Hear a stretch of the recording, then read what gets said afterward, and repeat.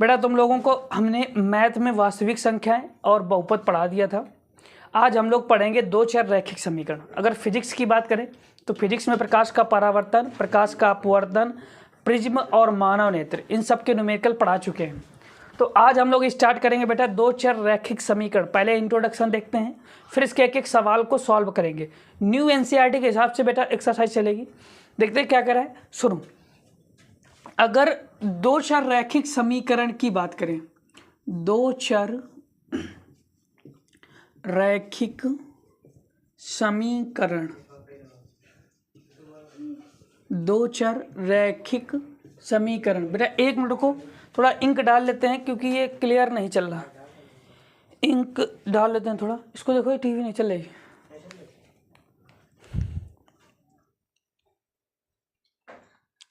चलो देखते हैं बेटा। अगर दो चर रैखिक समीकरण की बात करें तो ये दो चर रैखिक समीकरण क्या होता है समझो। सबसे पहली बात तो चर अचर दो शब्द होते हैं। एक होता है बेटा चर और एक होता है अचर। अगर हम चर की बात करें तो वह पद जिसका मान बदलता रहता है, वह पद जिसका मान क्या होता है बेटा, बदलता रहता है। मतलब जैसे x हो गया, कामा y हो गया, कामा z हो गया, कामा etc। मतलब मेरे कहने का मतलब ये x y z के क्या मान फिक्स होते हैं। कभी एक आता है, कभी दो आता है, कभी तीन आता है, कभी चार आता है, कभी पाँच आता है। कुल मिला के जो x के मान होते हैं वो निरंतर बदलते रहते हैं। तो यहाँ पर भी चर जो होता है वो x y z होते हैं जिनका मान बदलता रहता है। अगर अचर की बात करें तो अचर बेटा क्या होता है, जैसे 5 हो गया, 6 हो गया, 7 हो गया, ये सारे पद कैसे हैं, अचर हैं बेटा। ये सारे पद कैसे हैं, अचर हैं। अगर चर पद की बात करें तो वे पद जिनके मान निरंतर बदलते रहते हैं, समय समय के साथ क्या होते हैं, चेंज होते रहते हैं। मतलब जब किसी दो समीकरण में अलग होंगे, किन्हीं दो समीकरण में अलग होंगे, वो चर होते हैं, अचर होते हैं। सुनो, तो यहाँ पर बेटा क्या कर रहा है, दो चर, दो चर। तो दो चर का मतलब मान लेते हैं एक x है और एक क्या है, y है। तो दो चर होंगे कोई, समझ है। दो चर रैखिक समीकरण। रैखिक का मतलब समझो, रैखिक का मतलब जिस चर की घात, जिस चर की घात एक हो, जिस चर की घात क्या हो बेटा, एक हो। गुड इवनिंग भैया, गुड इवनिंग बेटा, इधर ध्यान दो। दो चर का मतलब दो चर होंगे x y, और रैखिक का मतलब होता है जिस चर की घात एक हो। नहीं समझ रहे, जिस चर की घात क्या हो, एक हो। रैखिक का मतलब लाइन, सिंगल, एक, ठीक है। समीकरण का मतलब ऐसा कोई पद होगा जिसके इक्वल में जीरो होगा। समीकरण का मतलब क्या होता है, जिसके इक्वल में क्या होगा, जीरो होगा। क्लियर बाकी नहीं हुआ। तो अगर हम बात करें तो यहाँ पर समीकरण का मतलब होता है कोई ऐसा पद, कोई ऐसे दो चर जिनके बराबर क्या होगा, जीरो होगा, या फिर कोई ना कोई पद होगा। चलो देखते हैं, सुनो। जैसे अगर पहले दो चर रैखिक समीकरण की बात करें तो ले लेते हैं a1x plus b1x plus c1 बराबर 0।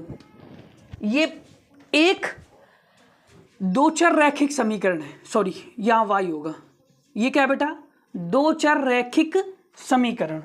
तो कहोगे सर जी ये दो चर रैखिक समीकरण है, ये किस रूप में है, ये बेटा रैखिक रूप में है। किस रूप में है, रैखिक रूप में है। क्यों, क्योंकि इसकी जो घातें हैं x की, जो चर की घातें हैं वो क्या है, एक हैं, ठीक है। यहाँ पर बेटा c क्या है, अचर पद, c क्या है, अचर पद। अगर a1 की बात करें तो a1 क्या है, x का गुणांक, x का गुणांक। बेटा अगर a1 की बात करें तो x का गुणांक है। अगर b1 की बात करें तो y का गुणांक है। नहीं समझ आया क्या।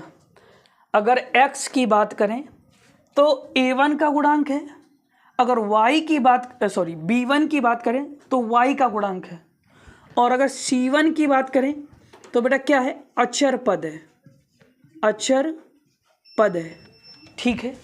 ये पहली रेखा है। अगर दूसरी रेखा यहीं पर आ जाए तो बेटा a2x plus B2y plus C2 बराबर क्या होगा 0। तो एक रेखा ये है और एक रेखा ये है। ऐसे दो या दो से अधिक रेखाएं हो सकती हैं। क्लियर हुआ कि नहीं हुआ? अब बेटा होता क्या है कि जैसे मान लो दो रेखाएं हैं, जैसे मान लेते हैं दो रेखाएं हैं। एक रेखा A1x B1y प्लस C1 बराबर 0 है और दूसरी रेखा क्या है बेटा A2x plus B2y plus C2 बराबर 0 है। क्लियर हुआ कि नहीं हुआ? ये है। तो अगर यदि दो रेखाएं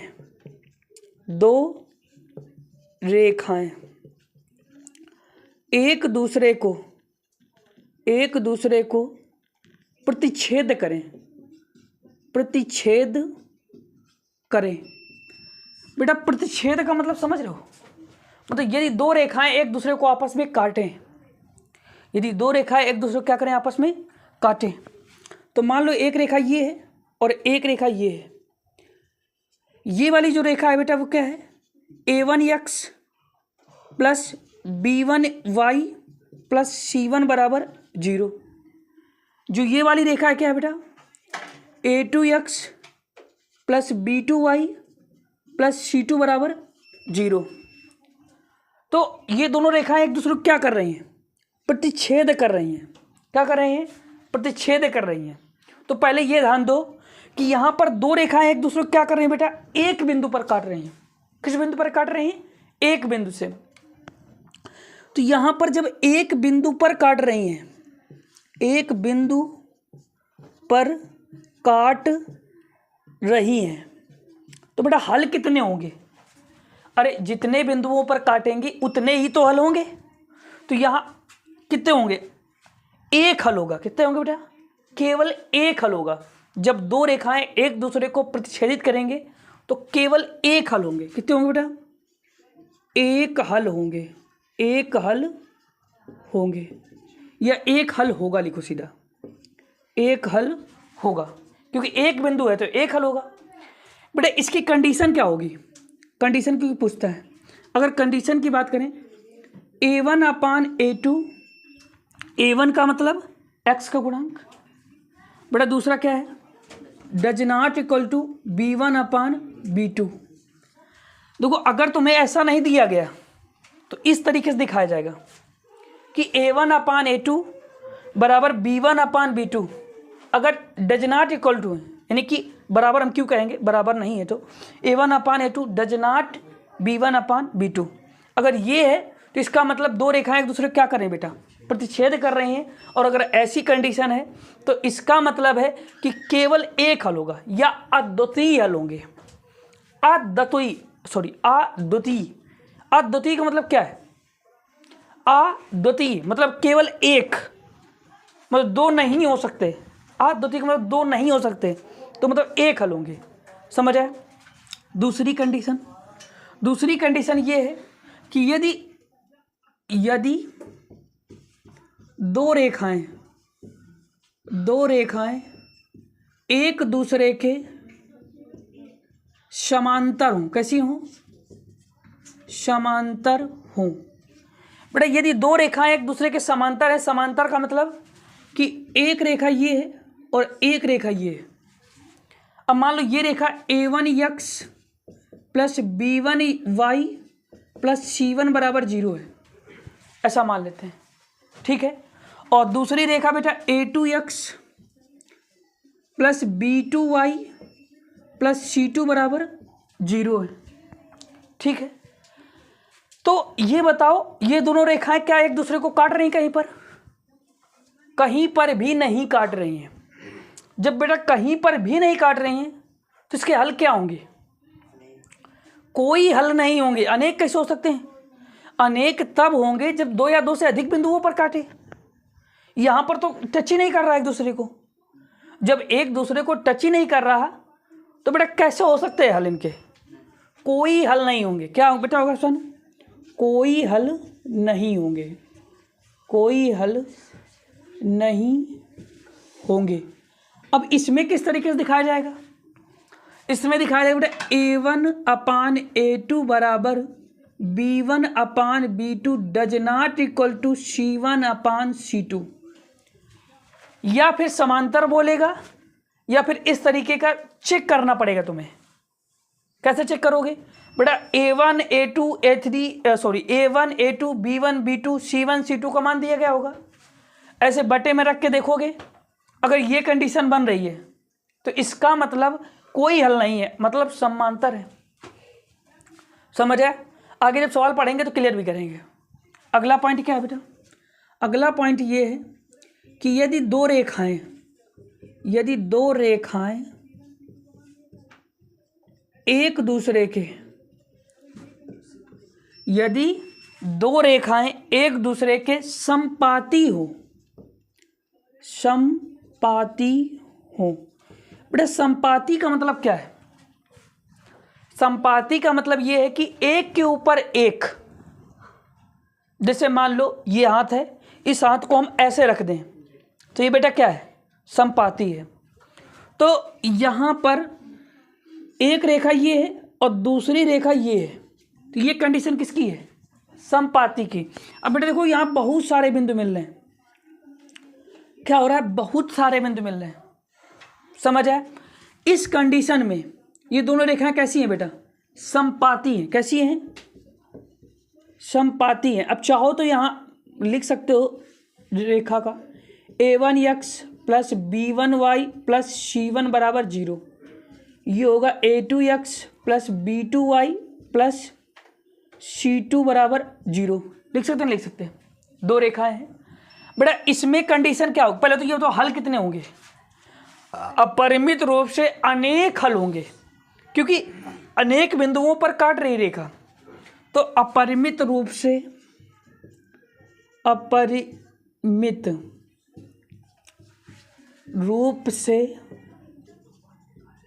अनेक हल होंगे। नहीं समझ आया? अपरिमित रूप से अनेक हल होंगे। कितने होंगे बेटा? अपरिमित रूप से अनेक हल होंगे। इसकी कंडीशन क्या बनेगी? A1 अपान A2 बराबर B1 अपान B2 बराबर C1 अपान C2। नहीं समझ आया क्या? A1 अपान A2 बराबर B1 अपान B2 बराबर C1 अपान C2, ये कंडीशन बनेगी। क्लियर हुआ कि नहीं हुआ? समझ आया? अगर समझ आया है तो बेटा नोट कर लो, स्क्रीनशॉट ले लो, फिर हम लोग अगला सवाल देखते हैं, सवाल को स्टार्ट करते हैं। ठीक है, चलो।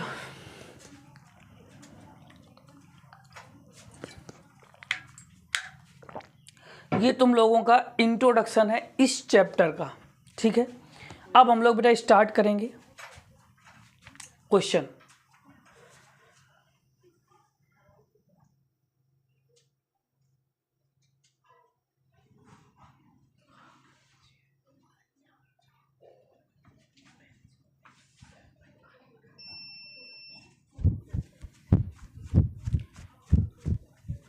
ये सवाल तीसरा नंबर लगा दिया डायरेक्ट, पहले नंबर सवाल लगाओ।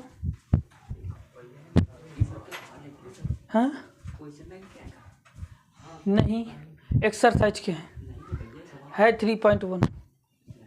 3.1 देखोगे ध्यान से मिलेगा, पता।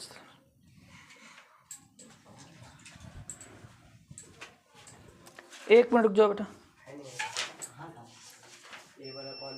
ये नहीं है क्या? निम्न समस्याओं में रैखिक समीकरणों के युग्म बनाइए और अनेक ग्राफीय विधि से हल कीजिए।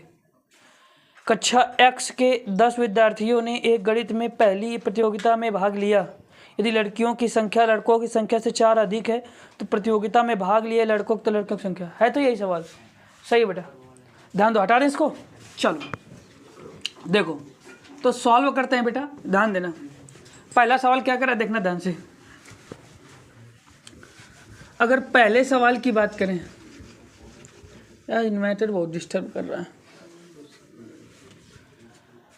चलो देखो, करें निम्न समस्याओं में रैखिक समीकरणों के युग्म बनाइए और उनके ग्राफीय विधि से हल कीजिए। तो बेटा ग्राफीय विधि से हल करना है, एक तो समीकरण बनाना है, फिर ग्राफीय विधि से हल भी करना है। तो चलो देखो करते हैं।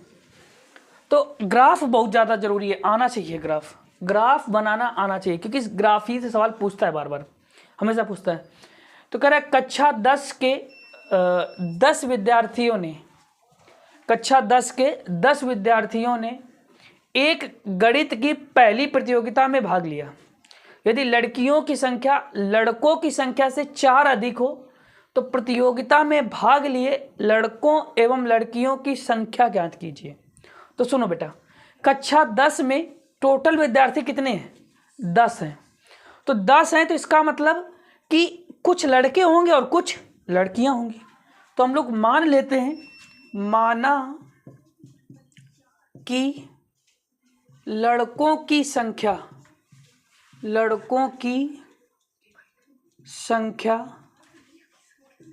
x है। मान लेते हैं, माना लड़कों की संख्या x है तथा लड़कियों की संख्या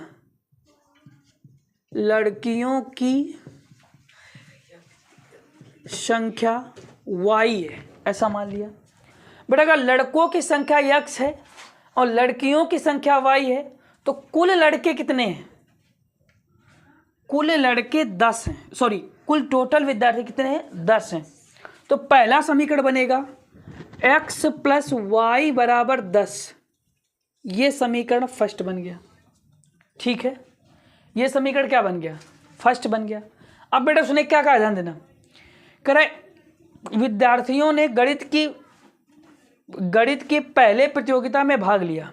यदि लड़कियों की संख्या लड़कों की संख्या से 4 अधिक है तो किसकी संख्या अधिक है बेटा? लड़कियों की संख्या। किससे? लड़कों से। तो लड़कियों की संख्या यह है कहाँ? ये यहाँ पर है क्या? y। तो y बराबर x प्लस 4, यही तो होगा। मतलब लड़कियों की संख्या लड़कों की संख्या से 4 अधिक है, तब बराबर पहुंचेगा। ठीक है, तो बेटा ये इधर प्लस में, इधर किस पे आएगा? माइनस में। तो y माइनस एक्स बराबर 4, ये समीकरण क्या आ जाएगा? सेकेंड। सबसे पहली बात तो इसको अगर डायरेक्ट हल करना है तो हम डायरेक्ट हल कर सकते हैं, लेकिन बेटा हमें करना है ग्राफी विधि से। किससे करना है? ग्राफी विधि से। तो ग्राफी विधि से करने के लिए सबसे पहला समीकरण लो और पहले समीकरण में कुछ इस तरीके से बॉक्स बनाओ ताकि चीज़ें क्लियर हों। ठीक है, इसको x लिखो, इसको y लिखो और समीकरण लिखो x प्लस वाई बराबर 10। ठीक है, जब x बराबर 0 रखेंगे तब y का मान कितना आएगा? अरे x 0 रखेंगे तो y का मान 10 आ जाएगा। और जब बेटा y को 10 रखेंगे तो y को 0 रखेंगे 10 का मान कितना है? इसका x का मान कितना आ जाएगा? 10। नहीं समझ आएगा? अरे देख लो, अगर हम x का मान 0 रखें तो y का मान कितना आ जाएगा? 10। अगर हम y का मान 0 रखें तो x का मान कितना आ जाएगा? 10। क्लियर हुआ? तो यहाँ से जो बिंदु निकले वो क्या निकला? 0 कामा 10 और 10 कामा 0। ऐसा कह सकते हैं कि दो बिंदु निकले, एक 0 कामा 10 निकला और एक निकला 10 कामा 0, क्योंकि भुज कामा कोटि होता है। भुज होता है x और कोटि होता है y। ठीक है, पर अगर दूसरा समीकरण लेंगे तो दूसरा क्या कह रहा है? y माइनस एक्स बराबर 4। अगर यहाँ पर भी इस तरीके से ये बनाया जाए ग्राफ, बड़ा ध्यान देना जरा, ये x है और ये y है। अगर बेटा x का मान 0 रख दें तो y का मान 4 आ जाएगा, प्लस का 4। इसका मतलब क्या आ जाएगा? दिख नहीं रहा क्या? ये थोड़ा कम दिख रहा होगा। y माइनस 4 बराबर 0। ठीक है, नहीं y माइनस एक्स बराबर 4, ये तो दिया गया। ठीक है, अगर यहाँ पर बेटा अब इसका y का मान 0 रखो तो x का मान कितना आ जाएगा? माइनस का 4। ध्यान दो जरा, अगर y का मान 0 रखोगे तो x का मान माइनस का ही तो 4 आएगा। क्लियर हुआ? तो यहाँ दो बिंदु आ गए, कौन कौन से? एक आ गया 0 कामा 4 और एक आ गया माइनस 4 कामा 0। अब बेटा हम ग्राफ बनाकर समझाते हैं। जैसे मान लो ये एक ग्राफ है, यहाँ पर 0 कामा 0 है। ठीक है, 0 कामा क्या है बेटा? 0 है। अब यहाँ पर हम बराबर लाइन बनाते हैं, वैसे बिल्कुल एग्जैक्ट आंसर नहीं आएगा। रीजन क्या है कि यहाँ पर ग्राफ हम एग्जैक्ट बना ही नहीं पाएंगे। जो ग्राफ कॉपी होती है वो एग्जैक्ट बनी होती है, लेकिन फिर भी तुम्हें को समझाने का प्रयास करेंगे। ये 1 है, ये 2 है, ये 3 है, ये 4 है, ये 5 है, और यहाँ पर बेटा 6 है। रुक जाओ, बराबर बराबर संख्या 6 है, 7 है, 8 है, 9 है, और ये 10 हो गया। ऐसे लगभग नंबर लेते हैं, 1 2 3 4 5 6 7 8 9 10, ऐसे इधर लेते हैं, 1 2 3 4 5 6 7 8 9 10। इधर भी 1 2 3 4 5 6 7 8 9 10, ऐसे हमने नंबर ले लिए। ठीक है, अब बेटा ध्यान देना, तो यहाँ पर 0,10, तो पहले 0,10 जाओ, तो 0,10 इसका मतलब y अक्ष में कितना जाना है 10, और x में 0, तो y में 10 मतलब ये पॉइंट बनेगा। ये क्या बनेगा बेटा 0,10, और x अक्ष में कितना जाना है 10, तो यहाँ पर x अक्ष में 10 मतलब यहाँ भी 10 बनेगा, 10,0, ये पॉइंट बन गया। क्लियर हुआ? दो पॉइंट मिल गए। बेटा इस वाली रेखा में आ जाओ, अगर इस रेखा में खींचेंगे तो 0,4, तो 0,4 मतलब y अक्ष में कितना जाना है +4, तो y अक्ष बेटा ऊपर की ओर जाना है ना, तो 1 2 3 4 यही पॉइंट तो होगा। ये क्या आएगा 0,4, ध्यान देना।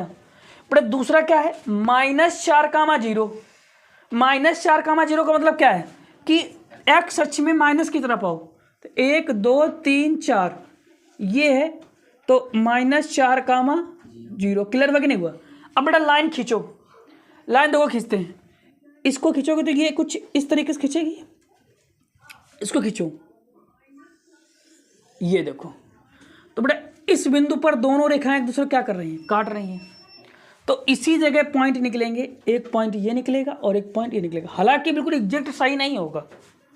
अच्छा सही क्यों नहीं होगा हम बताते हैं, क्योंकि बेटा ग्राफ हमने सही नहीं बनाया, लेकिन करने का मेथड यही है सेम टू सेम।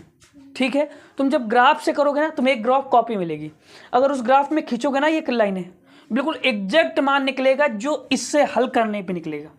ठीक है, ग्राफ खींचने का तरीका यही है बेटा। ठीक है, इसमें हो सकता है आगे पीछे हो जाए, रीजन क्या है कि इसके नंबर हमने आगे पीछे कर दिए हैं। ठीक है, मतलब एग्जैक्ट माप नहीं करी। ठीक है, तो बेटा इस सवाल को ध्यान से कर लो। वैसे तो हम बहुत ज़्यादा पढ़ाने वाले थे, लेकिन बार बार इन्वर्टर बोल रहा है बेटा, बहुत ज़्यादा दिक्कत करेगा। अगर बिल्कुल नहीं लेंगे, बिल्कुल अगर इसको डिस्चार्ज कर देंगे तो शायद एक भी नहीं चल पाएगी क्लास। इसको सही करवाना था, लेकिन तुम लोग क्लास की वजह से ही नहीं सही करवा पा रहे हैं। देखो भेजना पड़ेगा बेटा। ठीक है, रीज़न क्या है कि भेज देंगे तो 6-7 दिन के लिए फुर्सत हो जाएगा, तो इस वजह से हम सोच रहे हैं कि कोई दूसरा बैटरा मिल जाए तो इसको भेज दिया जाए। कोशिश करेंगे बेटा कि यही, बाकी आज के लिए इतने रहने दो, क्योंकि क्लास ज़्यादा खिंच जाएगी फिर तो और दिक्कत करेगा।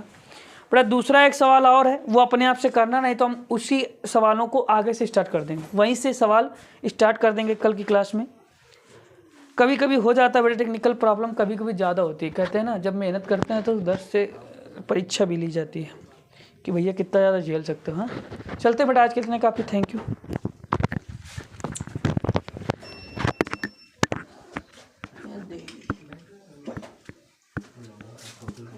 नहीं होगी ना 24 मिनट की हो पाएगी,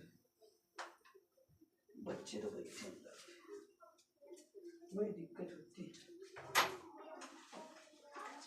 आया था अभी सामने यार, हमने भेजा नहीं कि मैटर, केवल चलाने की वजह से। आप बात करेंगे उस टाइम करेंगे कैसा करूँ, तो अपना इन्वर्टर दे दो, अपना बैटर दे दो और इसको दे देना दोनों। पता नहीं इन्वर्टर खराब हो गया।